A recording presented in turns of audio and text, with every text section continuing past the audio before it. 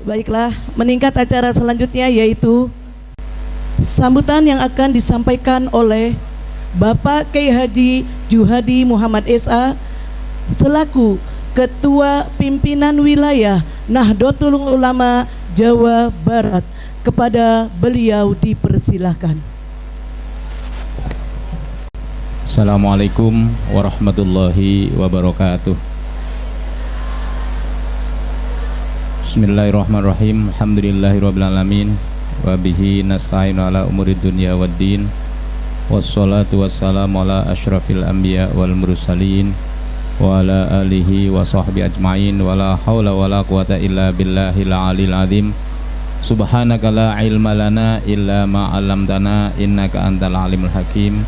Rabbi shrah li sadri wa yassir li amri wahlul 'uqdatam min lisani yafqahu qawli. Amma ba'du.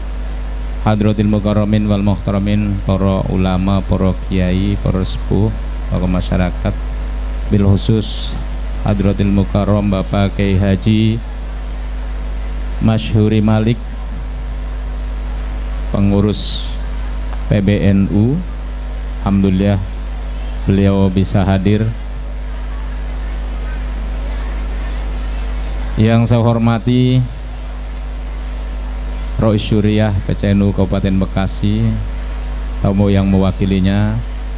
Yang saya hormati Ketua PCNU Kabupaten Bekasi Bapak Kiai Haji atau Romli, beserta seluruh jajaran pengurus cabang NU Kabupaten Bekasi. Yang saya hormati hadir Ketua PCNU Kota Bekasi Bapak Kiai Haji Madinah. Hadir juga Ketua PCNU Kabupaten Karawang masa khidmah 2012-2017 Bapak Kiai Haji Marjuki, sekaligus beliau pernah jadi PLT Bupati Kabupaten Bekasi, dan hari ini jabatan beliau sebagai Ketua DPD Golkar Kabupaten Bekasi. Mudah-mudahan hidup beliau selalu diberkahi oleh Allah Subhanahu wa taala. Yang saya hormati hadir Ketua Basnas dan Ketua MUI. Yang saya hormati Ketua MWCNU Kecamatan Tambun Selatan Bapak Kiai Haji Dede Ismail beserta seluruh jajarannya, dan yang saya hormati Rois Syuriah MWCNU Kecamatan Tambun Selatan beserta seluruh jajaran. Yang saya hormati wabil khusus Bapak Kuwu Desa Mekar, Setia Mekar Bapak Haji Suryadi, yang sangat luar biasa memberikan dukungan kepada MWCNU, tentu juga pada seluruh pada pengurus ranting NU Desa Setia Mekar. Yang saya hormati juga Ketua Muslimat, Ansor, Fatayat, Ibnu IPPNU, Pagar Nusa, Banser, yang selalu setia mengawal para ulama dan para kiai. Bapak-bapak dan ibu-ibu hadirin hadirat nahdien nahdiat yang saya banggakan, mohon maaf barangkali saya tidak bisa menyebutkan satu persatu. Alhamdulillah pagi hari ini saya selaku Ketua PWNU Jawa Barat bisa menghadiri acara peringatan 1 abad Nahdlatul Ulama yang dilaksanakan oleh MWCNU Kecamatan Tambun Selatan. Menurut saya ini sangat luar biasa, karena dari PBNU, PWNU, PCNU-nya saja ada 3, Karawang, Bekasi, dan Kota Bekasi. Ini sangat luar biasa, peringatan 1 abad NU di Kecamatan Tambun Selatan. Mudah-mudahan tidak hanya seremonial yang hebat, tapi yang paling penting adalah bagaimana MWCNU Kecamatan Tambun Selatan mampu melaksanakan program-program yang menjadi amanah daripada konferensi MWCNU Kecamatan Tambun Selatan, sehingga apa yang diharapkan oleh PCNU, oleh PWN, oleh PBNU juga yang diharapkan oleh ranting-ranting NU dan warga Nahdlatul Ulama betul-betul bisa dirasakan oleh khususnya warga Nahdlatul Ulama yang ada di Kecamatan Tambun Selatan dan umumnya oleh warga yang ada di Kecamatan Tambun Selatan. Karena sesungguhnya keberadaan Nahdlatul Ulama adalah untuk limaslahatil ummah, untuk kemaslahatan umat, baik di bidang pendidikan, bidang keagamaan, ke bidang sosial dan bidang-bidang yang lainnya. Sehingga keberadaan Nahdlatul Ulama ya khususnya di Kecamatan Tambun Selatan dan umumnya di Negara Kesatuan Republik Indonesia betul-betul NU ini bisa memberikan manfaat yang seluas-luasnya. Sholawat serta salam semoga selalu terlimpah curahkan pada baginda junjungan besar kita kanjeng Nabi Muhammad sallallahu alaihi wasallam serta keluarganya, para sahabatnya dan termasuk kita semua sebagai umatnya. Mudah-mudahan kita semua nanti di akhirat mendapatkan syafaat dari beliau kanjeng Nabi Muhammad sallallahu alaihi wasallam. Amin ya rabbal alamin.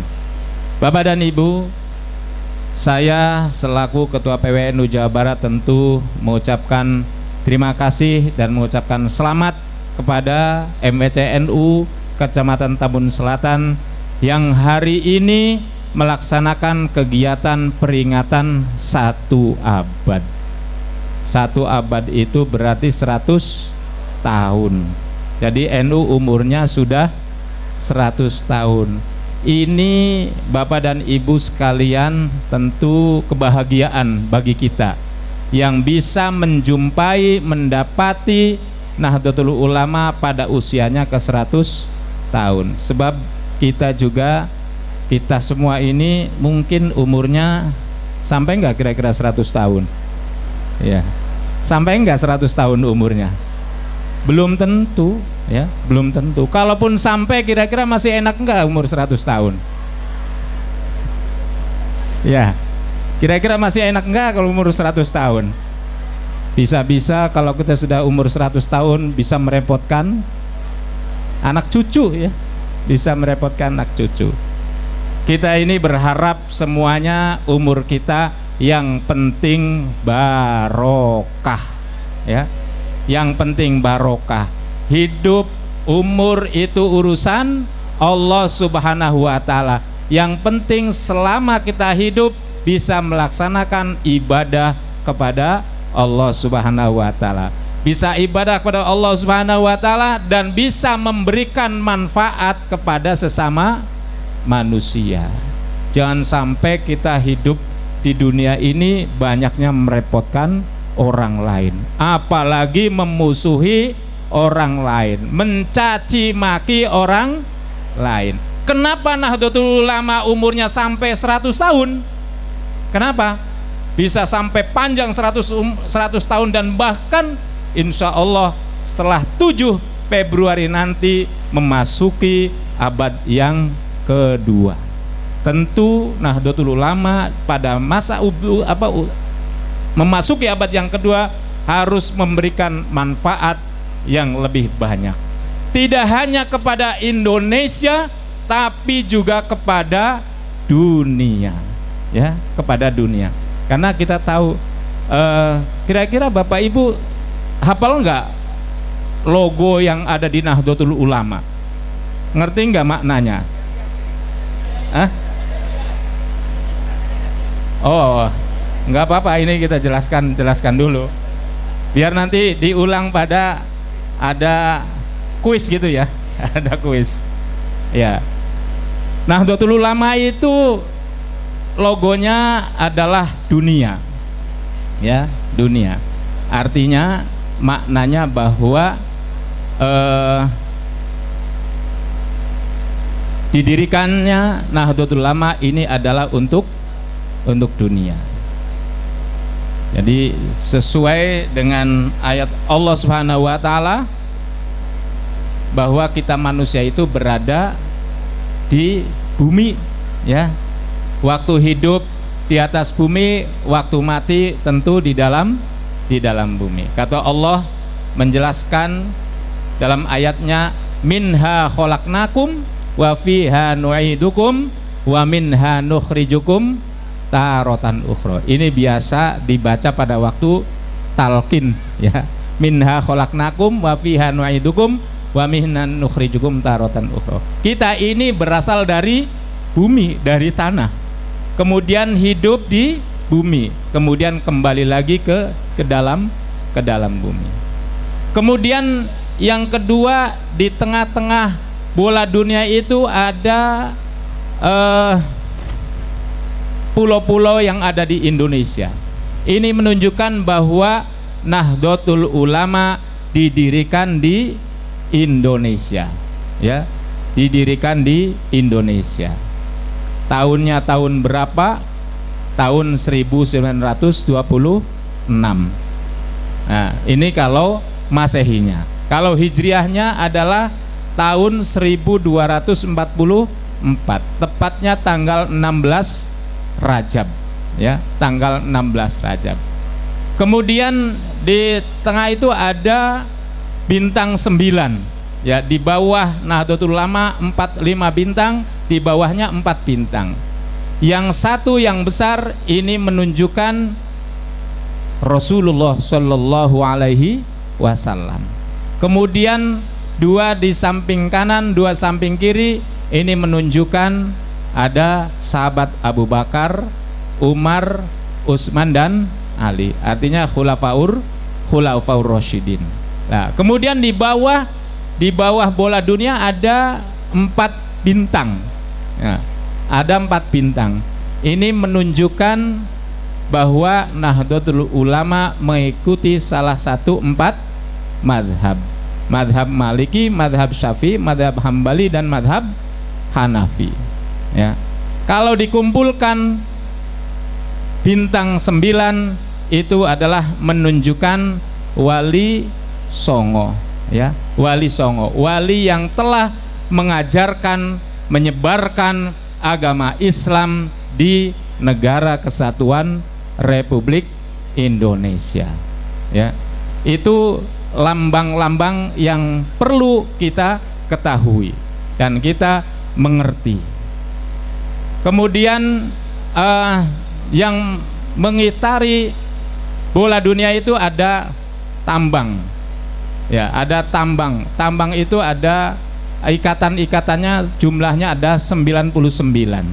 99 ini menunjukkan Asmaul Husna. Apal enggak Asmaul Husna? Apal enggak, Bu?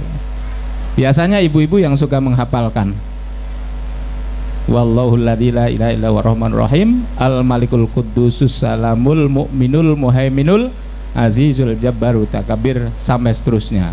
Insyaallah hafal, tapi nanti habis waktunya, ya. Bapak dan Ibu sekalian yang saya hormati, itu cukup itu saja perlu sampaikan soal logo Nahdlatul Ulama. Sebenarnya masih ada beberapa yang perlu dijelaskan, tapi karena waktunya, pada 1 abad Nahdlatul Ulama, pengurus besar Nahdlatul Ulama ini melaksanakan beberapa kegiatan yang sangat luar biasa, ya. Melaksanakan kegiatan yang sangat luar biasa, banyak sekali kegiatan-kegiatan yang dilaksanakan oleh pengurus besar Nahdlatul Ulama, yang puncaknya adalah tanggal 7 Februari, ya. Tanggal 7 Februari dilaksanakan di Jawa Timur, ya, di Jawa Timur, yaitu di Sidoarjo. Nggak tahu ini dari Kabupaten Bekasi mau berangkat nggak ini? Sebenarnya saya berharapnya sih kegiatan puncak kegiatan 1 abad ini di Jakarta, supaya kita yang di Jawa Barat ini lebih dekat, ya, lebih dekat. Tapi memang keputusan PBNU, kegiatan 1 abad dilaksanakan di Sidoarjo di Jawa Timur. Kemarin instruksi PBNU, sebaiknya warga NU melaksanakan kegiatan peringatan 1 abad ini di masing-masing wilayahnya. ya, di masing-masing wilayahnya. Tapi itu juga tidak melarang yang mau hadir di Sidoarjo, monggo. Kalau memang mau hadir di Sidoarjo, monggo, tapi itu tidak disarankan, ya. Kenapa? Karena ini saking antusiasnya warga Nahdlatul Ulama yang di Indonesia. Kemarin kata pengurus besar, kata ketua umum, bahwa masyarakat Jawa Timurnya saja yang mau datang di lapangan Sidoarjo itu 1,6 juta orang, ya. 1,6 juta orang. Itu baru dari Jawa Timurnya saja, belum lagi dari Jawa Tengah. Jawa Tengah 300.000, kemudian DIY, ya, Yogyakarta. Berarti Jawa Baratnya tidak kebagian, ya, tidak kebagian. Kebagiannya kalau hadir mungkin berapa kilo nanti, ya, berapa kilo ke tempat pusat peringatan 1 abad. Ya, ini sangat luar biasa. Kemudian salah satu kegiatan PBNU menjelang 1 abad adalah mengundang tokoh-tokoh agama dunia. Jadi bukan tokoh-tokoh Islam, tapi tokoh-tokoh agama di dunia. Semua agama yang ada di dunia ini diundang oleh PBNU, yang kegiatannya yaitu di Bali, ya, di Bali. Semua mempresentasikan, semua menyampaikan apa sih sebenarnya agama-agama lain ini, apakah pernah mengajarkan kekerasan. Ternyata semua agama-agama di dunia itu, Hindu, Buddha, Kristen, Katolik, dan semuanya, satu pun tidak ada yang mengajarkan kekerasan. Semua mengajarkan kedamaian.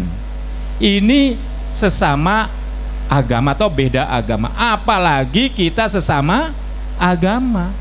Kalau hanya beda, ya, beda soal ideologi, itu hal yang biasa. Tapi jangan sampai menjadi perpecahan.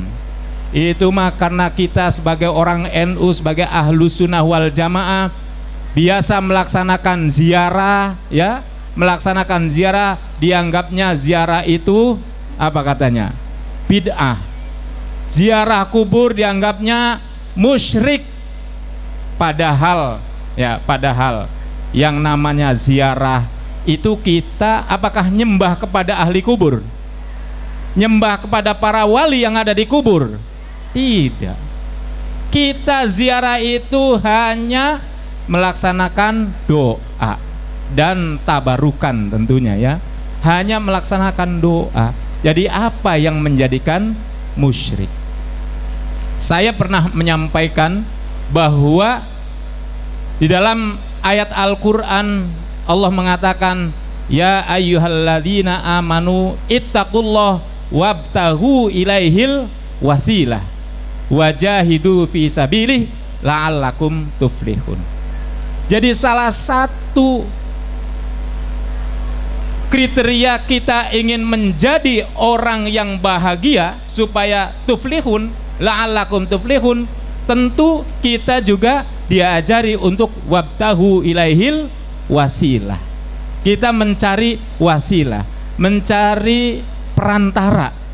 Alhamdulillah, saya juga berkat jadi ketua PWNU, dengan perantaraan jadi PWNU saya bisa bersilaturahim dengan masyarakat Kabupaten Bekasi. Tentu kalau saya tidak jadi ketua PWNU, tidak bisa bersilaturahim dengan masyarakat yang ada di Kabupaten Bekasi.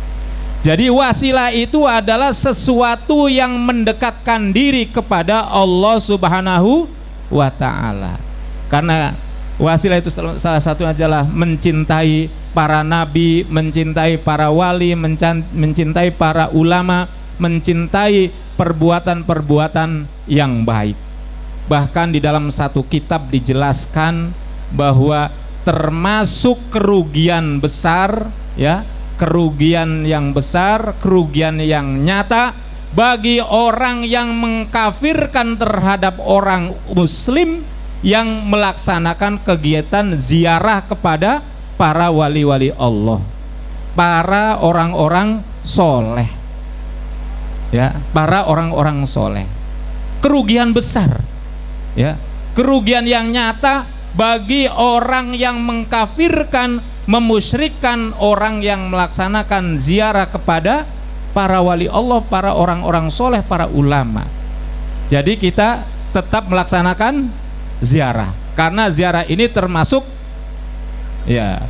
perintah, ya, termasuk perintah, termasuk syariat, ya, termasuk syariat, termasuk kanjeng Nabi Muhammad Shallallahu Alaihi Wasallam, ya, kanjeng Nabi Muhammad Shallallahu Alaihi Wasallam setiap tahun melaksanakan ziarah kepada seluruh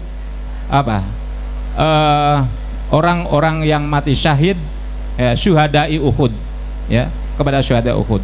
Kemudian setiap minggu kanjeng Nabi Muhammad juga selalu melaksanakan ziarah kubur kepada ahlil baqi, ya, kepada ahlil baqi. Jadi karena di Uhud ini jauh, dulu belum ada kendaraan, adanya onta, maka cukup 1 tahun sekali. Oleh karena itu, kalau ada orang yang masih mengatakan bahwa ziarah kubur itu musyrik, silahkan saja mereka. Kalau kita sebagai warga NU tetap melaksanakan ziarah, alhamdulillah. Dan alhamdulillah Bapak Ibu sekalian yang saya hormati, ini dengan keberkahan dari para muassis, para pendiri Nahdlatul Ulama semakin dikecam, semakin dicaci maki, tapi pengikutnya semakin banyak. Hari ini menurut PBNU, warga NU yang ada di Indonesia jumlahnya adalah 59,2%.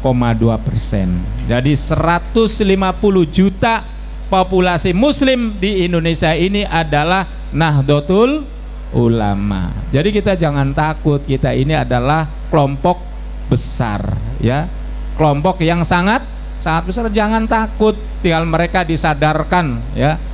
Negara Saudi Arab sendiri yang dulunya mengajarkan ajaran Wahabi, sekarang dihilangkan Wahabi itu, ya, tidak diperbolehkan sekarang mengikuti ajaran Wahabi di Saudi Arabia yang merupakan lahirnya ajaran Wahabi, apalagi kita di Indonesia.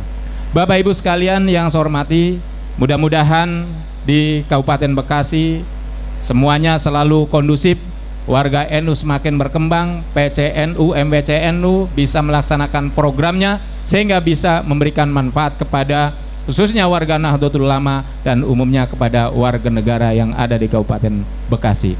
Itu saja yang bisa saya sampaikan, mudah-mudahan manfaatnya. Terutama adalah saya merasa bangga dan senang bisa bersilaturahim dengan masyarakat Kabupaten Bekasi, khususnya dengan masyarakat Kecamatan Tambun Selatan. Wallahul muwaffiq ila thoriq. Wassalamualaikum warahmatullahi wabarakatuh.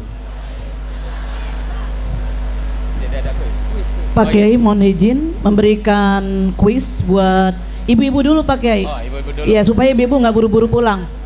Ya. Ibu-ibu, alhamdulillah door prize-nya banyak. Ya, kalau ibu tidak pulang semakin banyak door prize-nya. Amin. Silakan Pak Kiai. Ya, ini ada door prize dari panitia yang mampu menjawab, maka dialah yang berhak untuk mendapatkan hadiahnya. Pertanyaan saya gampang sekali karena ini tingkat PAC berarti ya. Muslimatnya kan PAC berarti. Karena suruh ke ibu-ibu dulu. Saya akan menanyakan pertanyaan yang gampang sekali. Siapakah ketua muslimat NU pusat sekarang? Siapa? Ayo Bu, angkat tangan. Ayo yang mana? Baju biru, jilbab biru. Berdiri Bu ke depan. Berdiri Bu ke depan. Berdiri aja. Ke depan Bu, ke depan biar langsung.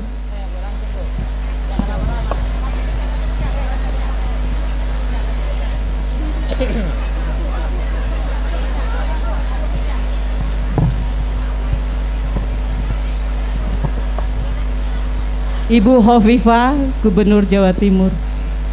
Yang lengkap. Bu Hovifah Indar Parawansa, Gubernur Jawa Timur. Betul? Betul Bapak Ibu? Betul ya.